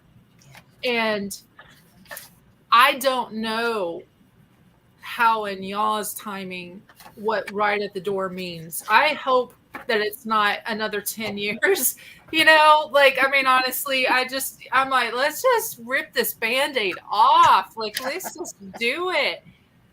But I want us as a group, whoever's hearing my voice, whoever believes in Yah, Yahweh, Yahovah, God, whoever you call him within that frame. I'm not saying right anything else. Yeah. There is a limit to what his name is. So, but to anyone who believes that they are one of his people, that is in covenant with him through the blood of Yeshua, through then being allowed to be in covenant, to then be able to follow his laws and have your prayers heard. If you are hearing my voice, start working out. If you cannot walk a 4.0 on a treadmill, which is a 4-minute, 4 miles per hour. It's 4 miles per hour. If you can't walk 4 miles per hour for 1 mile on a treadmill, if you physically cannot do it, work up to it. Right. I'm throwing a challenge of that out to you. If you can, then here is another challenge. How about for this week, you drink more water. You are supposed to be drinking half your body weight in water a day. I don't even do it very good some days. There will be days where I'm so thirsty when I'm going to bed and I'll be like, I didn't drink all my water. So work on that. The anti-inflammatory diet, I have one that I have on my website, but like Chelle did, she found a cookbook. Go find a cookbook. If you don't have enough money for the diet and you don't, want to work with me, that's fine. It's not about me. It's about you being able to go do. That's what it is all about. Is what is y'all telling you to do? Do you have the physical stamina to do it? Do you have the physical endurance to do it? And he wouldn't be telling you, for me, who has a bad back, he wouldn't be telling me, go be a shape contortionist, the kind who can like touch their head to their toes, He wouldn't be asking me to. Chelle is like the stuff that comes out of your mouth. I mean, it's just, that's the way my brain works. It goes in crazy, weird things. But, he's not going to be asking me to do crazy stuff like that. He's just going to be asking you to do what he believes and knows you can do. So, before I became a naturopath, he wouldn't have asked me to open up a practice and start helping people in natural health before I even had my education in natural health. That would have been getting the cart before the horse. And that was so Texan the way I just said that. I mean, I heard that. I was like, wow. Here it is, Kerry. Here's what we're doing. What the hell's he doing? Yes, it is. It's like, she's so entertaining. I just love it. But it is. It's getting, I'm going to try to keep my mind like really focused, but, to keep the, he knew that he needed to use me to help people to find renewed health. So a long time ago, he started me on my education and has been working with me and moving me one step at a time to the very day that I'm at right here, right now. Yeah. And there's more to come. And so, talking about, are you being battle ready? I had so many scriptures and I'm just completely like, it's not even what I had planned here, but there's going to be so many other shows. So it's okay. So in Philippians 3:13, this is just a part of the verse where it says, you forget what is behind and you reach out for what lies ahead. So, forget it. Like, I know that it's easier said than done to be like, but all this bad stuff happened and I'm carrying all this baggage and stuff. I'm not telling you to forget your testimonies. I'm telling you, don't let it hinder you. Let your mind be renewed by Yah's spirit. And don't let in verse 19 of Philippians chapter 3, it is, the people whose God is their belly. So that has been just going through my head over and over and over is, who is your God? Right. Is it your belly? Are you literally going to be ruled? And I'm talking to myself, because I really like coffee and tea in the morning, like I go back and forth between the two. That heavy whipping cream, do you hear how my flesh is like literally going, yeah, you're not going to do that. Like, I mean, it's really talking to me. So my God is not my belly. There may be a moment very near in the future where I can't have the coffee. I can't have the tea. I don't want to be so having a caffeine headache or coming off of an addiction to caffeine that I'm not being able to be used by y'all in a very crisis moment. Right. I want to be at my absolute best. Don't you? And that's what this is about, is what is your assignment? Submit to your assignment spiritually, mentally, physically. And we'll be talking about all three of those in future shows. And I think that that's all that I want to say. So, so this is what I'm going to do is I'm going to close this out in prayer, but just after you guys finish talking and stuff. But I want to pray a specific prayer that I've been praying for, I want to say a year now, because I was contemplating that scripture where he said, if it were possible, the very elite would be deceived. Right. So there is going to be a deception that is so strong that if it was possible, even the elite, the very chosen of Yah would be swept away with it. Right. So anyways, so I have a prayer for that I've been praying. So, but I don't want to, that's all that I have to say now is just that. So I've got to figure out how to end these things. Man. That was awesome. That was awesome. You know, I had written myself a little motivational statement in the front of this cookbook for myself when I got it out yesterday. And it said, nothing tastes better than good health. Oh, that's really good. That's going to be my motivation statement when I'm trying to decide, do I want this? And that's going to be my question to myself. You know, my statement does that really taste better than good health is going to feel? That is really good. And I wanted to say, whenever you said people look at us and they're like, oh, you know, they're way up here and, you know,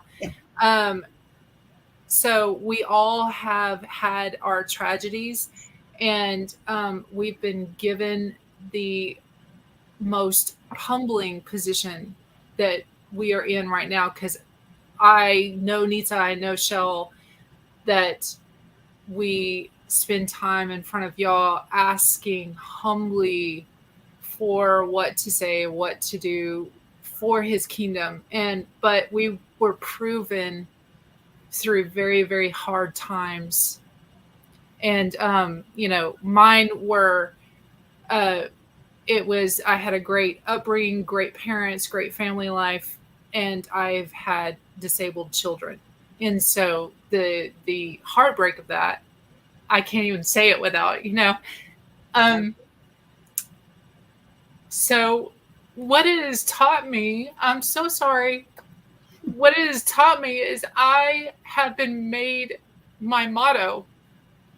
You're talking about your motto, my motto, and it's maybe all three of us women here, is that you could peel back our skin and we would be made out of titanium, because what doesn't kill us makes us stronger.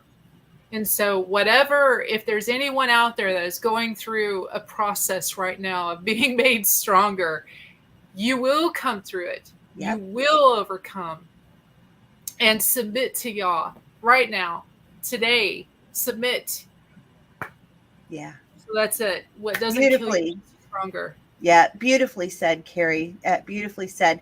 And Nitza, did you have anything else too that you wanted to? You've been quiet for a while now.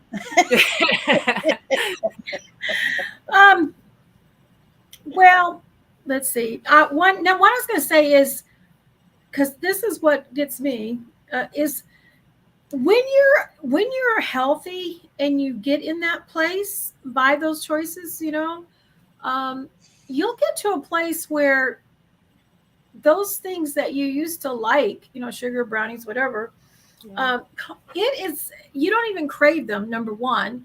And number two, sometimes they can even be repulsive.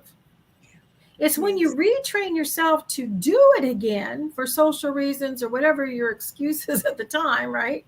I got thrown off just by a bat mitzvah. You know what I mean? I was great for a year, and then, oh my gosh, they had these desserts with fruit that I like, but it was the sugar. It just threw me, and it's not even like I like it or enjoy it. So I was going to say, when you get to that healthy level, the other thing I want to say is anytime we say we're not going to give up something, I'm just going to hit it. Go ahead. Listen to yourself. What are you really saying? Are you saying that I'm not really going to submit if that's something that is required for me, for my king, or for me to be a better Livingstone's tabernacle for him to dwell in so that I might serve him better? Right. I mean, at least acknowledge where you're at. Yeah. Hey, I'm not walking with you. I'm not surrendering this one to you, because he wants all of us. It's enough of a struggle when you acknowledge it as to when you say, I'm never giving that up.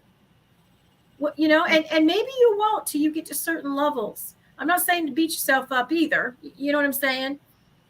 Sometimes, like when I see people in particular, and I'm sure I have this in my life, but I'm not quite sure how to compare it, is like when I deal with people who were addicts. Okay, there's other things in their life that they're addicted to. But it's better than where they were. Do you know what I mean? It's better than meth. It's better than whatever it was they were doing. But they still have that restlessness, right, of not being able to rest in whatever. And so when they're triggered, they, overboard on something, right?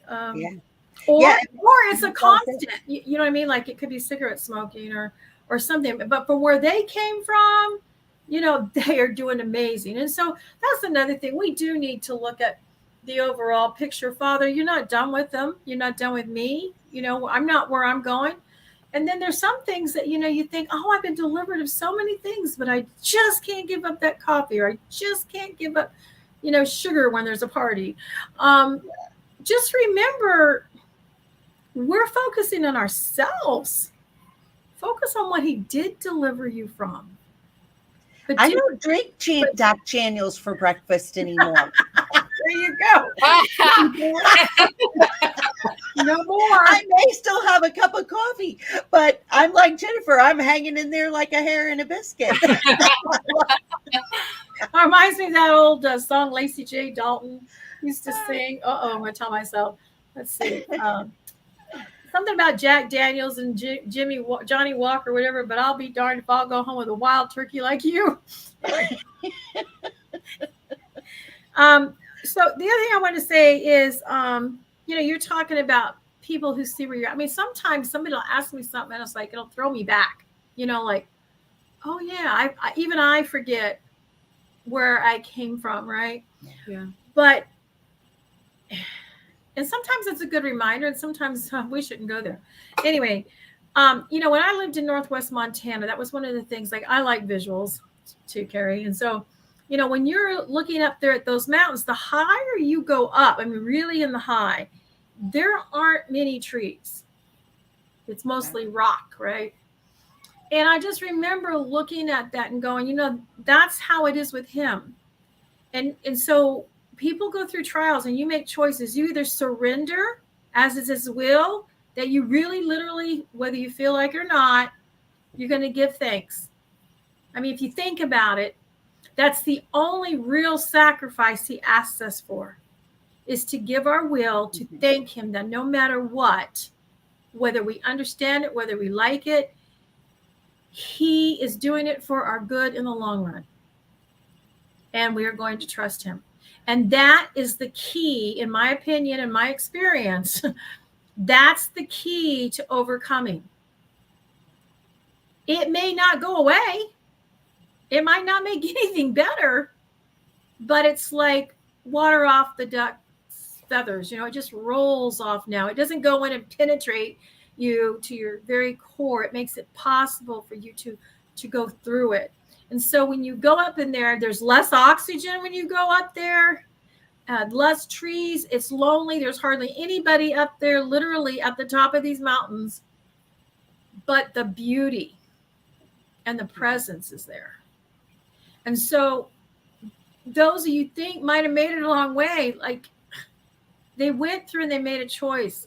They made a choice to choose him, to choose to surrender, to choose to let everything burn up, right?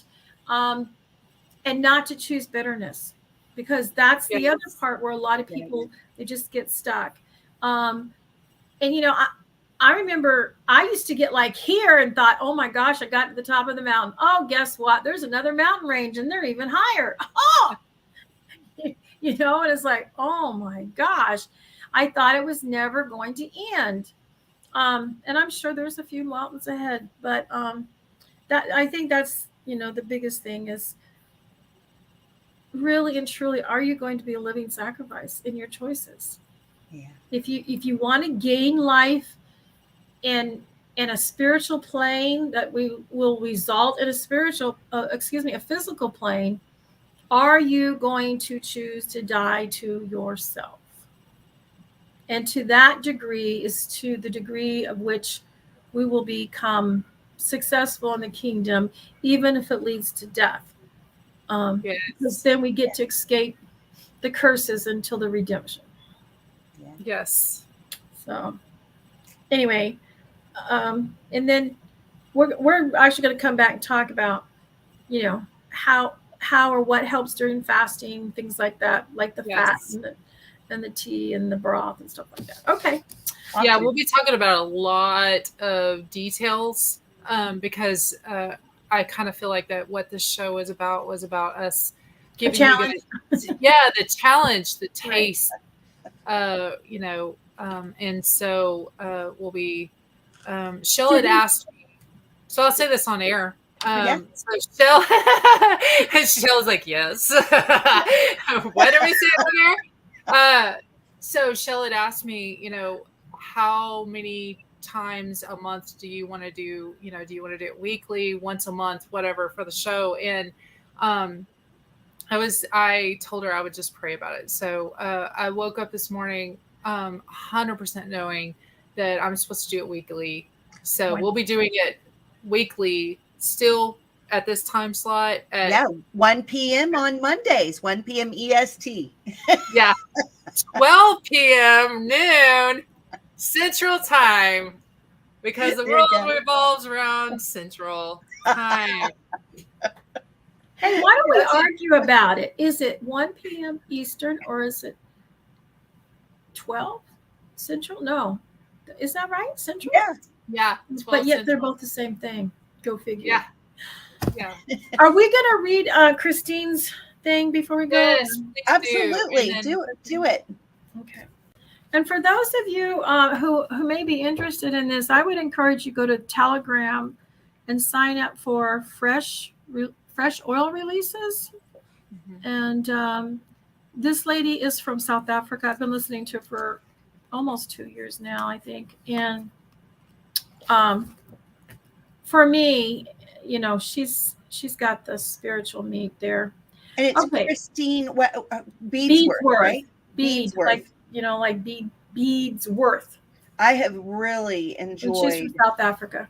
I have really enjoyed the words that I have heard of hers. It's just been fabulous. So I'm excited to hear what you said. And her, you know, it's spirit and it's for the remnant.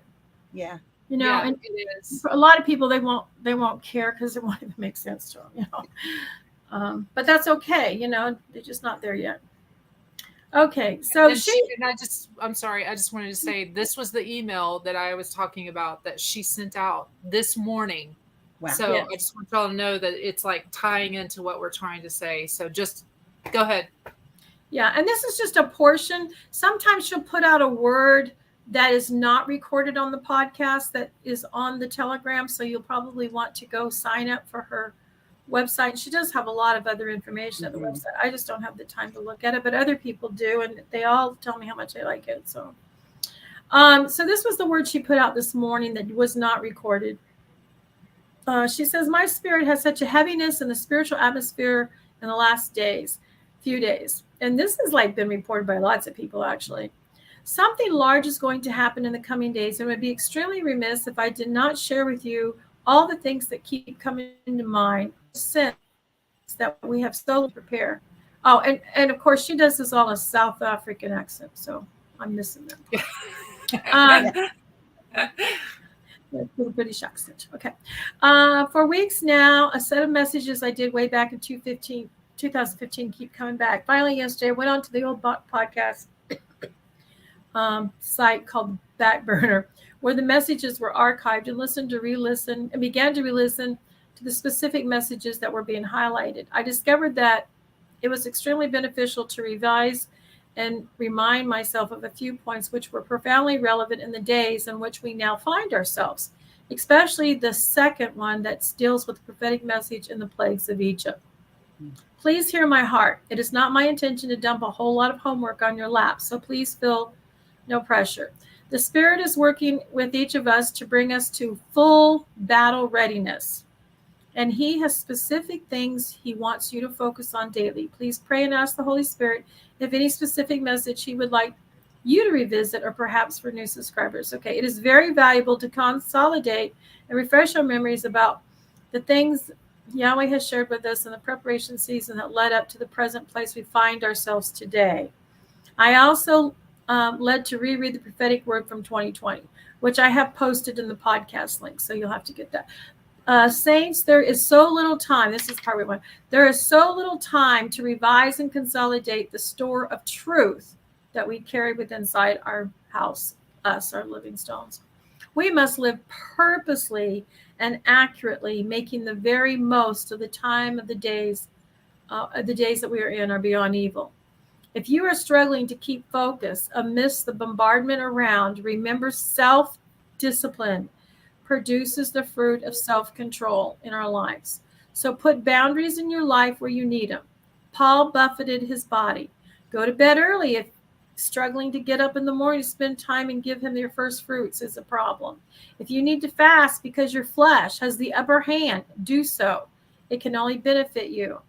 Better still, fast from all social media and allow your spirit to receive only pure water from springs of the water of life for a time. Switch off your devices, and you will discover how dependent you are on them and how addicted we have become to the constant flow of information. Ask the Spirit to give you greater hunger for impartation than for information. And this goes right along with what I always have said. We want revelation. We don't want knowledge. You can get all the knowledge you want from studying the scriptures. What you want is for him to reveal and give you a Aroma, a word in your spirit. You won't ever forget those. It's like having a dream you don't ever forget. Mm-hmm. Repent where necessary and take yourselves off by the scruff of the neck. That's probably very English. By the scruff of the neck, and do what you know you should do to prepare for the hours in your day. Stop wasting time. Assess your situation and make necessary adjustments for the nutrition and protection of yourself, body, soul, and spirit without delay. The greatest battle we have ever faced is just ahead, and we need to be in peak spiritual condition. Pray, pray, pray in your own language and in the spirit as much as possible. This will shore up your connection to the throne room and greatly strengthen you. And believe me, you are going to need it. And then she goes on, I pray that you will continue to experience the immeasurable greatness of Elohim's power made available to you through faith. Then your lives will be an advertisement of this immense power that is at work in you. And of course, she also goes in and quotes Luke 21, I think it's 21:36, that basically says, is this all going to come upon everyone on the earth in the last days? Count and pray that you're worthy, that you have the ability to make it. And as we can see today, especially in the last few years, there's nowhere you can go to escape what is around the earth, under, around, in, etc. Mm-hmm. And then she shares I think she shared a dream I don't know if it was in this one or the one I was listening to as I fell asleep last night from last week. Run to Yeshua. That's the only place you can run. And that's a spiritual place within inside. And if he instructs you physically, then physically let that be. It doesn't matter what your common sense mind might tell you. You have to be able to get to that place and practice now of the Holy Spirit instructing you what to do. That might not make sense. It might look better to go to the left and you're trying to go, to the right because the Holy Spirit's telling you. You really got to tune into that. And that's my saddest part, that I think with those that we love, is that I think a lot of them think they can make a decision here at the last minute. And I'm not saying that Father's not going to pull them out, pull them through. But I don't want to be one of those ones that doesn't have any muscle spiritually to make it, because I waited too long to practice what's needed. So I'm good. Excellent. Thank you so much for sharing that with us. What a timely message. It's interesting how when the Ruach is speaking, he's speaking a very consistent message through his people, all at the same time. Yeah. Very interesting. Yeah, she's way down south. I know. I think it's summer there, isn't it? Yeah. Summer, fall. Yeah. All righty. Well, Dr. Kerry, you close us out with prayer. Okay.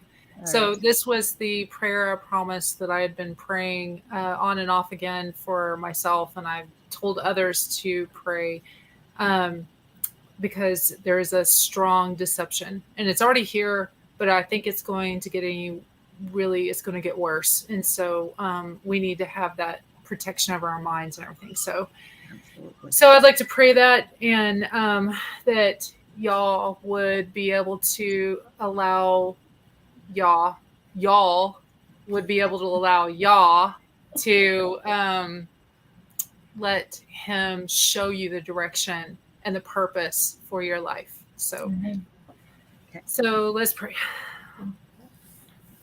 Dear Father, I am just so thankful for this show. I'm thankful for you allowing us to be able to speak to your people. I am humbled and honored, and I pray that you are so glorified, that your name is to be greatly praised. And I'm so thankful that you are in charge of things. And as the world grows darker, that your kingdom is growing brighter.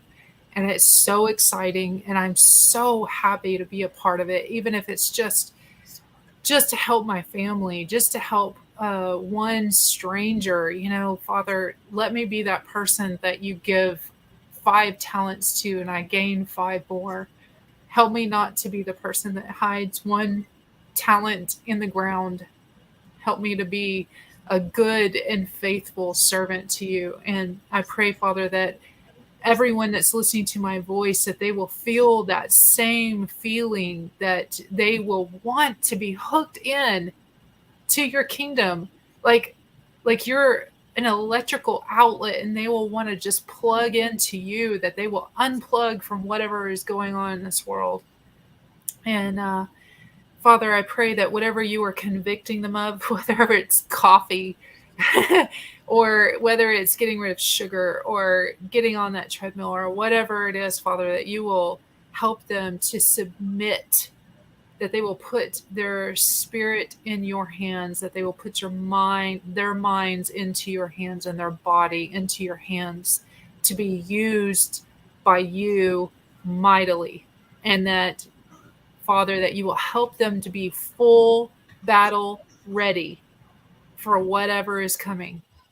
And Father, I just pray that you will help our eyes to see only what you want us to see. Help us to not be deceived by anything that is out there visually. And I pray, Father, that you will help us to hear only what we are supposed to hear from you, and not hear anything that else is out there that is deceiving.